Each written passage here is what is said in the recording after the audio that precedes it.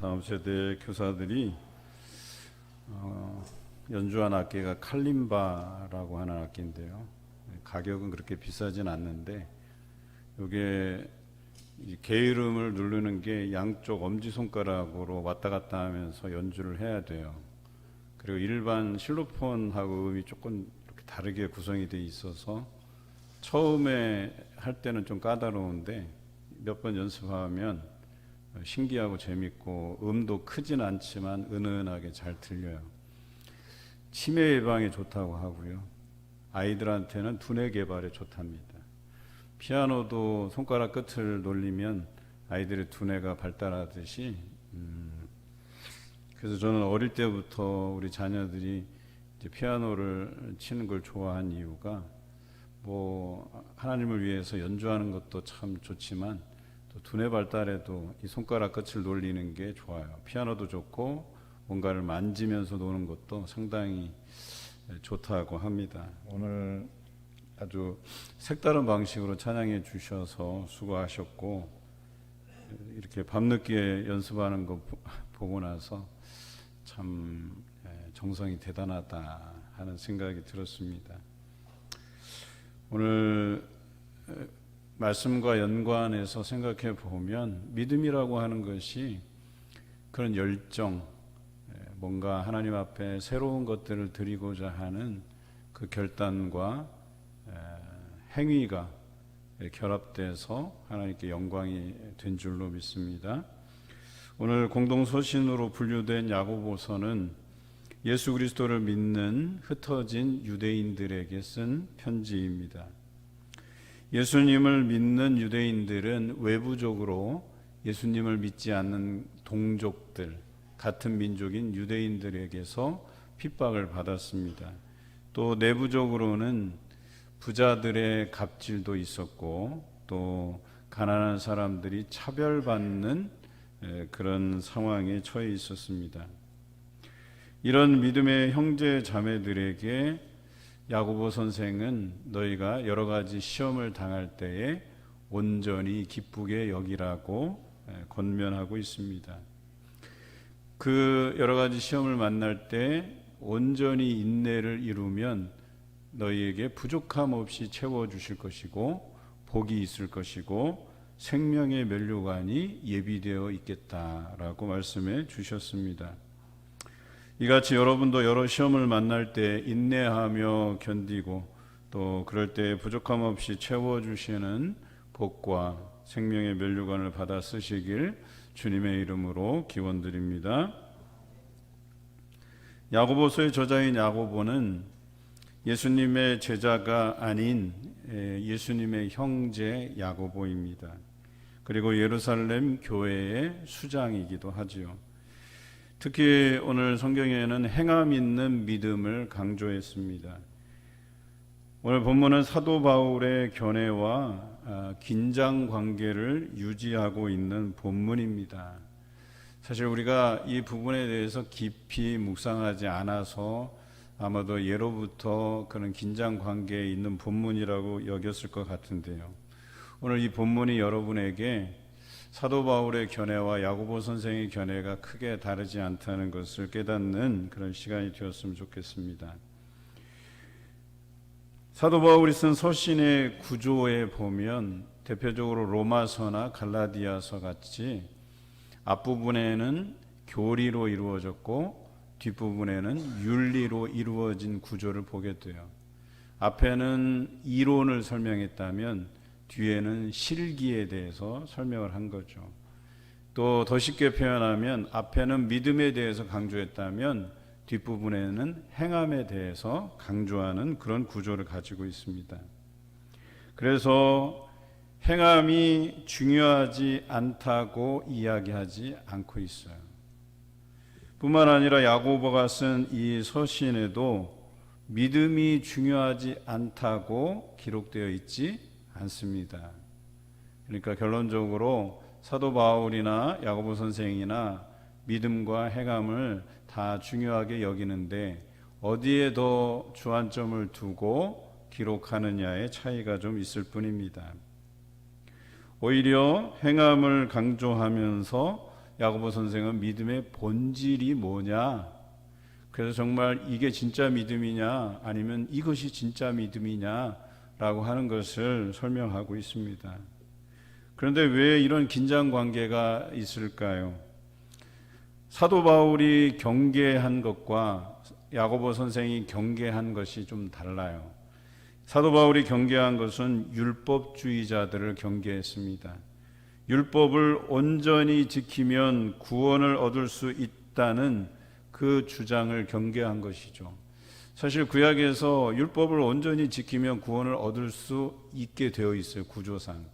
그런데 중요한 것은 우리가 죄성을 가지고 있기 때문에 그 율법을 온전히 지킬 수 있는 자가 없다는 사실이에요. 그래서 그 방법으로는 불가능하다는 거예요. 단지 율법으로 알 수 있는 것은 자신의 죄를 깨닫는 것뿐이다. 내가 이 계명에 나를 비추어 보고 내가 지켜보려고 했더니만 나의 죄성으로 인해서 그 율법을 온전히 지킬 수 없다는 사실을 깨닫게 되는 것이죠. 그래서 율법은 죄를 깨닫게 하는 도구이지 구원을 이루는 것은 불가능하다라고 하는 것입니다.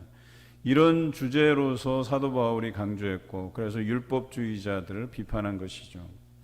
주의 형제 야고보는 믿음의 고백은 있는데 그냥 믿음의 고백만 있고 행함이 없는, 즉 자유주의자들을 비판한 것이죠. 그들을 경계한 것입니다.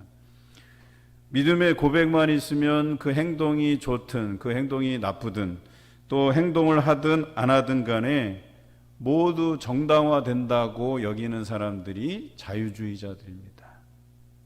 그래서 내가 한번 믿음의 고백을 드렸으면 속된 말로 개떡같이 살아도 된다라고 하는 이런 자유주의자들을 경계하고 있는 것이죠.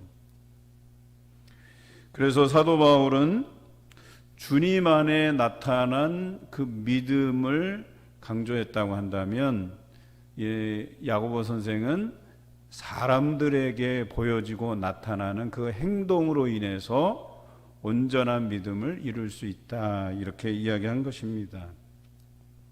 그러니까 사도 바울은 그 믿음, 물론 그 믿음 안에는 행동도 행함도 전제되어 있는 거예요. 그 믿음이 주님께 보여져서 의롭다 칭함을 받는 것에 초점을 맞추었다면, 야고보 선생은 사람들이 볼 때에 저 사람들의 행실, 그 행위를 보고 이 사람은 진정 예수 그리스도를 믿는 제자이다 라고 하는 것을 인정받을 때 그것이 진정한 믿음이다, 이렇게 본 것입니다. 물론 그렇다고 해서 주님께서 보시는 그 믿음을 중요하게 생각하지 않은 것은 아니다라고 하는 것이죠. 그렇다면 오늘 본문의 행함의 실제에 대해서는 어떻게 표현하고 있는지 한번 보겠습니다. 15절과 16절입니다. 만일 형제나 자매가 헐벗고 일용할 양식이 없는데 너희 중에 누구든지 그에게 이르되 평안히 가라, 덥게 하라, 배부르게 하라 하며 그 몸에 쓸 것을 주지 아니하면 무슨 유익이 있으리요? 라고 기록되어 있습니다. 행함의 실제에 대해서 우선 범위를 이렇게 좁은 범위에서 생각하고 있어요. 넓게 세상에 살아가는 모든 사람을 대상으로 하지 않고 우선 믿는 형제, 믿는 자매들에게 우리가 이 믿음의 공동체 안에서 그들의 일용할 양식을 구할 때 그들의 필요를 따라서 우리가 나누어 주느냐, 그들에게 베풀어 주느냐, 이 문제를 가지고 먼저 점검하고 있다는 사실이에요. 여러분, 일용할 양식이 없는 형제를 보고 말로만 평안히 가라, 말로만 덥게 하라, 말로만 배부르게 하라 하면 무슨 유익이 있느냐라고 묻고 있는 것이죠. 밥을 사주든지 아니면 외투를 벗어주든지 아니면 최소한 그 사람이 말로 위로받을 수 있게 따뜻한 말 한마디라도 건네주는 것이, 이것이 행함이고 또 믿음이다라고 이야기하는 것입니다. 그것이 믿음이 있는 사람들의 정당한 행위라고 이야기하는 거예요. 그런데 배고프다 하는데 우리가 그래 배고파? 그럼 집에 가서 밥 먹어. 이렇게 얘기해 버리면 그게 과연 믿음 있는 자의 언행이냐라고 얘기하는 거예요. 배고프면 그냥 주머니 뒤져서 뭐 한 5,000원짜리 10,000원짜리 있으면 우리 가자, 뭐 작은 것이라도 나눠 먹자. 뭐 5,000원이면 편의점 가서 삼각 김밥이라도 사서 같이 나눠 먹을 수 있는 거고요. 한 10,000원 정도 있으면 그냥 그 된장찌개 1인분 시켜놓고 밥 하나 추가시켜갖고 같이 나눠 먹을 수 있는 것 아니겠어요? 사실 이게 우리 삶에서는 어려운 문제가 아니에요. 이 정도는 우리가 충분히 인심 쓸 수 있고 실천할 수 있는 거라고 저는 생각이 돼요. 저희 어머니가 살아계셨을 때 저희 자녀들에게 늘 강조했던 게 뭐냐면 콩 한 쪽이라도 나누어 먹으라고 항상 이야기해요. 그래서 일본에 가셨다가 떡을 12개짜리 들어있는 떡을 사오셨는데 일본에서 만든 떡이 좀 맛있더라고요.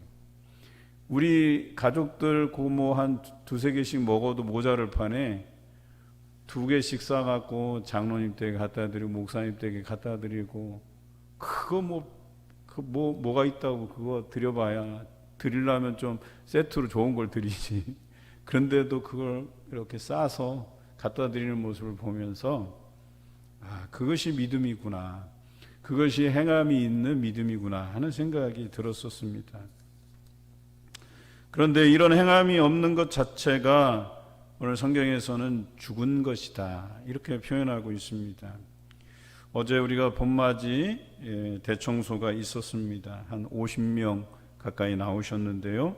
그분들이 교회 곳곳을 정리하고 다듬었습니다.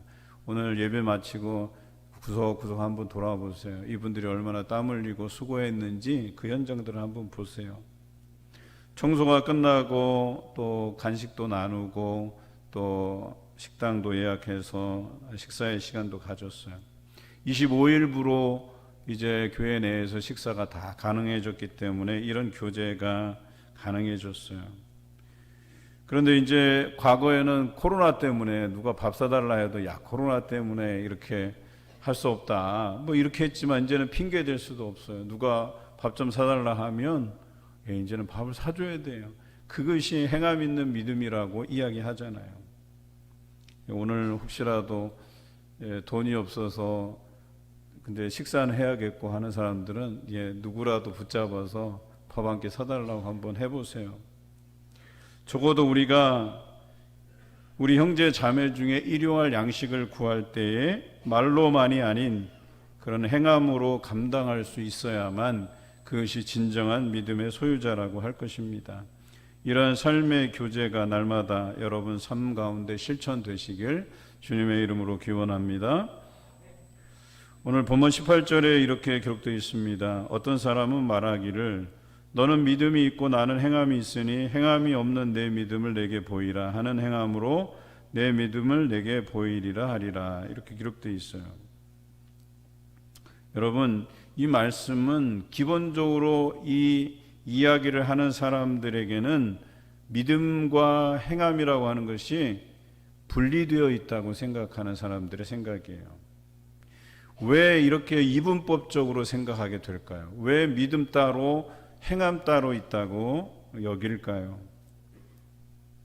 그것은 믿음은 하나님께서 주시는 것이고 행함은 우리가 행한다고 하는 그 생각 때문에 아마도 믿음과 행함이 분리되어 있다고 생각하는가 봅니다. 그런데 이것은 착각입니다. 잘못된 생각이죠.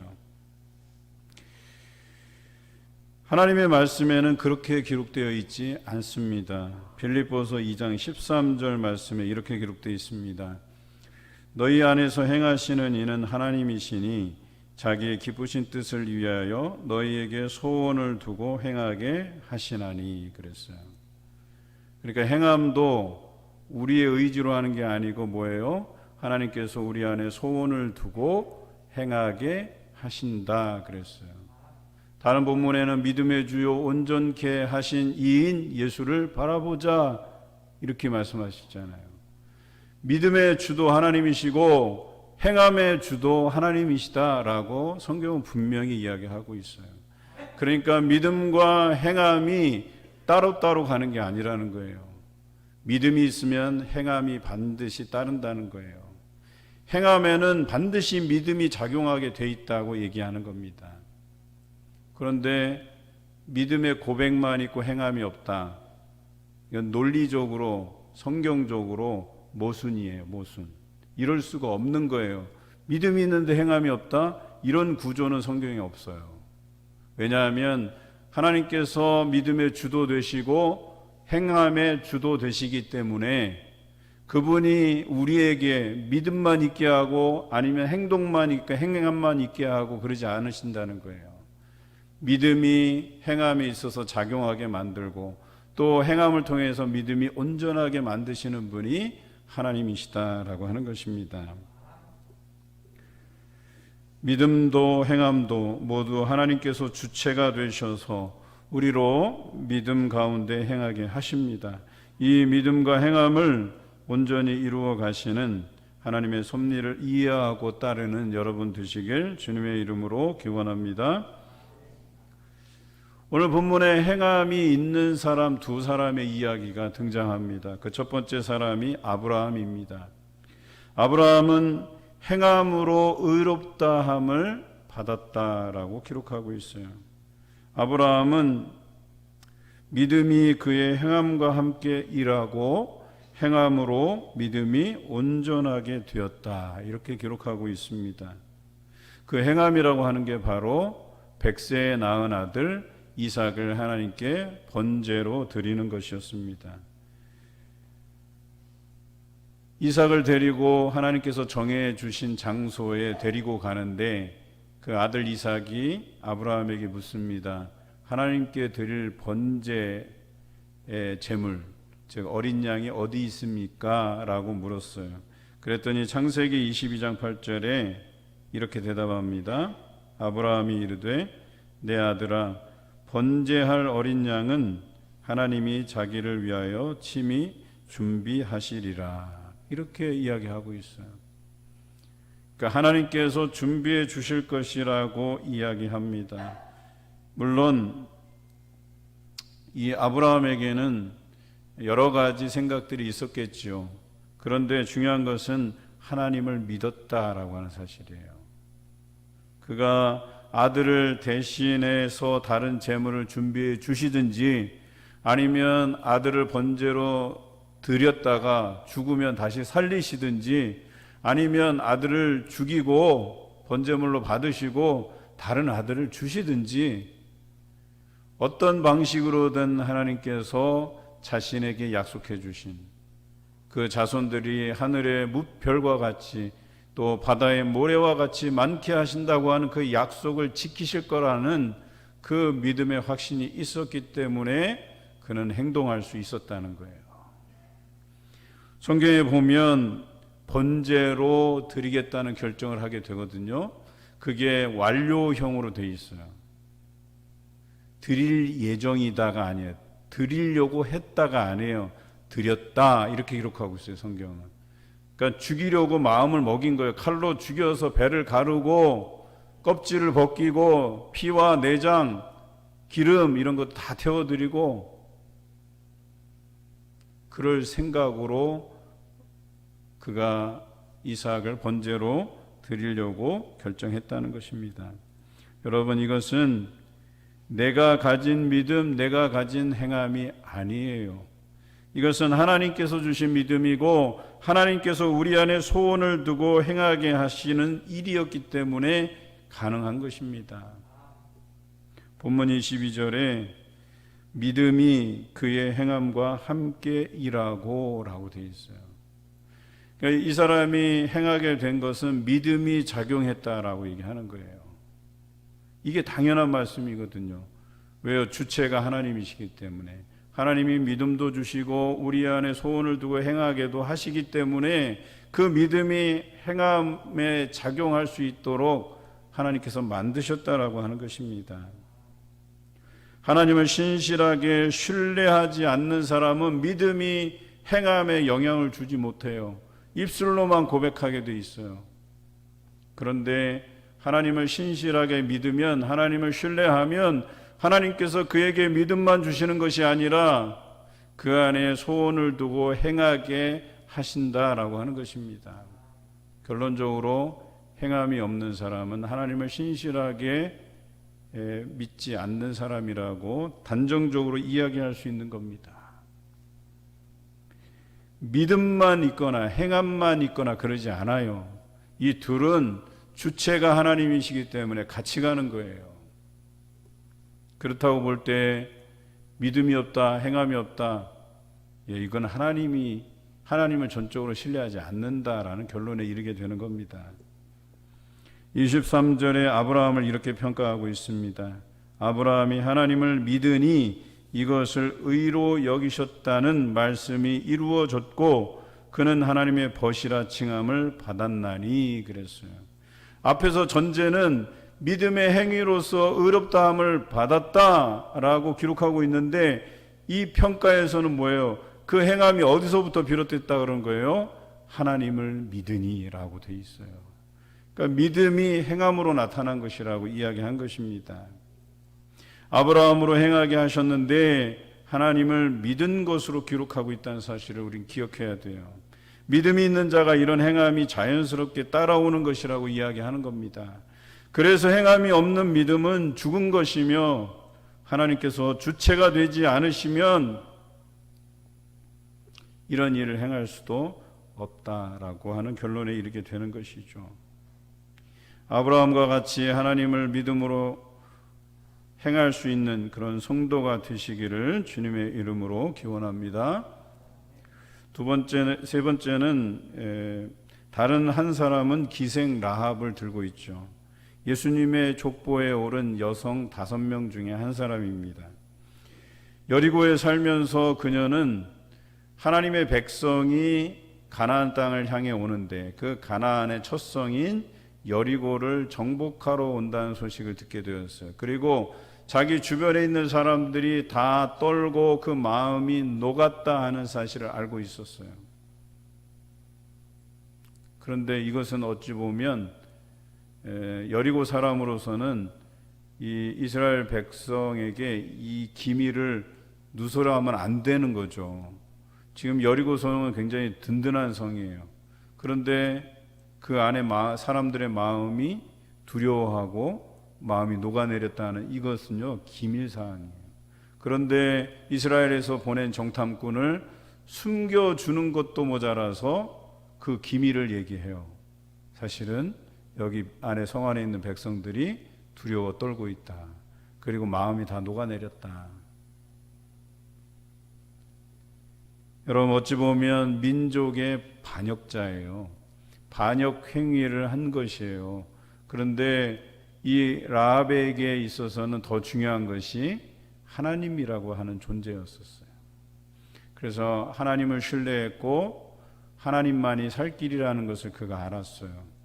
그래서 그것을 선택한 거죠. 만약에 이스라엘이 여리고를 점령하지 못하면 라합은 죽은 목숨이에요. 그런데 오히려 이스라엘이 이 여리고를 점령하고 다른 사람들 다 죽임을 당하지만 라합은 살게 되었다라고 하는 사실이죠. 여러분 중요한 것은 이 라합이 그 행함으로 즉 정탐꾼을 숨겨줬죠. 또 그 안에 백성들의 마음을 그들에게 알려주었죠. 이 행함을 통해서 하나님께 대한 그 믿음을 확실하게 보였고 그는 그것으로 인해서 살아남았다는 사실이에요. 그런데 중요한 것은 그런 행함으로 인해서 얻어지는 결과물뿐만 아니라 그 행함이 다른 사람에게도 영향을 준 사례예요. 이것은 왜냐하면 이스라엘 백성들도 하나님께 대한 신뢰를 기본적으로 가지고 있었지만 한번 생각해 보세요. 여리고를 점령하는데 성을 돌기만 하라는 거예요. 마지막 날은 7바퀴 돌고 나팔을 불라는 거예요. 이렇게 해서 성이 무너져 내릴 수 있느냐는 거예요. 그러니까 어때요? 백성들 마음에 불안한 마음이 왜 없었겠어요. 그럼에도 불구하고 정탐꾼을 통해서 들은 이야기는, 기생 라합의 이야기는 지금 성 안에 있는 사람이 두려워하고 마음이 녹았다는 거예요. 그러니까 이스라엘 백성들은 어때요? 그 소식을 듣고 더욱 하나님께 대한 신뢰를 가질 수밖에 없었다는 거예요. 이게 중요한 사실이에요. 아무런 정보가 없었다면 이 든든한 성이 이런 행위로서 무너져 내릴 수 있는가? 여러분, 합리적인 방법이 아니잖아요, 우리가 생각할 때. 그럼에도 불구하고 그들이 오는 것을 저 백성이 두려워하고 마음이 녹았다는 이 사실이, 하나님께서 우리의 앞길을 지도해 주시는구나, 인도해 주시는구나, 이 여리고 전투에서도 우리가 승리할 수 있겠구나 라고 하는 그 신뢰를 갖게 만들었다라고 하는 것입니다. 여러분, 하나님께서 우리 안에 소원을 두고 행하게 하시는데 그 믿음과 행위를 통해서 다른 사람에게 도전을 주기도 한다는 사실이에요. 다른 사람에게 믿음의 확신을 더해 주기도 한다는 사실을 우리가 잊지 말아야 되겠습니다. 믿음의 주, 행함의 주가 되시는 그 하나님을 신뢰하시며 행하시는 여러분 되시길 주님의 이름으로 기원합니다. 우리가 70일 전도 대행진을 선포하고 이제 1차 작정이 끝났어요. 여러분 주보를 다 보셨겠지만 7구역이 작정을 해 주셨어요. 그리고 총 10명이 작정 대상자가 되었어요. 작년에 비해서는요, 초라해요. 매우 초라해요. 우리가 다음 주에 2차 작정을 하게 됩니다. 제가 기도하는 것은요, 모든 구역이 분발해 주시기를 바라는 마음이 있어요. 그리고 제가 기도하는 제목은요, 그 중에 딱 한 사람만 정말 전도의 열정을 가진 사람이 생겨나게 해달라고 기도하고 있어요. 그 사람이 계속해서 전도에 갈 때 사람들이 도전받을 수 있었으면 좋겠다 하는 생각을 가져요. 기생 라합처럼 다른 사람에게 하나님을 신뢰할 수 있는 믿음의 도전을 줄 수 있는 그런 사람 한 사람만 나오게 해달라고 저는 기도하고 있어요. 그 사람이 작년에도 올해도 내년에도 계속해서 전도할 수 있는 바로 그 한 사람, 그래서 하나님께서 예비해 주신 그 한 사람을 통해서 많은 사람이 도전받고 전도해야 되겠다라고 하는, 즉 믿음의 그 실천인 행함이 있도록 도전을 줬으면 좋겠다 하는 기도 제목이 있습니다. 제가 이 설교를 준비하면서 1년 5개월 사역하면서 몇 편의 설교를 했나 한번 따져봤어요. 여러분 생각에는 제가 1년 5개월 동안에 몇 편의 설교를 준비한 것으로 생각되십니까? 대략 한 500편 정도 설교를 준비했어요. 뭐 놀라지도 않으시는 것 같아요. 신방까지 하면 600편 이상이 됩니다. 설교의 횟수로 하면 700회가 넘습니다. 통계로 보면 이 정도 설교하면 사람들 안에서 설교를 잘 듣고 거기에서 뭔가를 깨닫고 행함이 있노라 하면 아마 조금씩 변화될 조짐이 나타나야 될 시기이기도 해요, 지금이. 그런데 만약에 여러분들 안에서 그런 변화의 조짐이 없다라고 하면 제가 그 700회 설교하는 동안에 500편에 600편의 설교를 준비하는 동안에 얼마나 자괴감이 몰려오겠어요. 이거 내 설교가 이게 제대로 은혜를 못 주고 있구나. 설교를 전달하는 방식에도 뭔가 문제가 있겠구나. 아니면 제가 밉게 여러분들에게 이렇게 이미지가 다가갔든지 제가 호감을 줄 수 없는 뭔가가 나한테 있는가 보다 별별 생각 다 들지 않겠어요? 제가 전에 청년들 지도할 때가 그랬어요. 1년 반을 그렇게 열심히 사역하고 기도하고 하는데도 변화의 조짐이 없었어요, 그때까지. 그래서 더 기도하는데 어떤 사건을 계기로 해서 청년들이 변하더라고요. 바뀌어져 가더라고요. 그리고 막 전도하기 시작하는데요. 처음에 한 110명에서 120명 그 사이의 인원이었는데 2년 만에 250명이 넘어가고 그랬어요. 별로 놀라지도 않으신 것 같아요. 여러분, 그런데 거기에 누군가의 그 헌신적인 변화들이 있었다니까요. 직장 다니는 청년 하나가 목사님 여기 그 대학교 전도하는데 그 과별로 컵라면 돌리는데 그 컵라면 비용 제가 다 되겠습니다. 그러니까 청년회에 재정을 사용하지 않으셔도 제가 다 되겠습니다. 그 친구가 다 됐어요. 거기 3개 대학이 있는데요. 우리 교회 청년들이 들어가 있는 과들이 얼마나 많은데요. 한 과에 뭐 수십 명씩 되잖아요. 컵라면 계속 사다가 그냥 날라서 그냥 퍼주고 그냥 얼마나 전도를 열심히 했는지 몰라요. 극장, 터미널, 뭐 고시원, 대학, 식당 할 거 없이 그 지역에 안 뒤진 데가 없어요. 전도하는데. 올 70일 전도 대행진에 하나님께서 예비해 주신 새 가족들을 기대하면서 작정하고 기도하고 전도하시는 여러분 되시길 바랍니다. 믿음의 주, 행함의 주가 되시는 하나님께서 이루실 줄 믿고 나아가는 여러분 되시길 주님의 이름으로 기원합니다.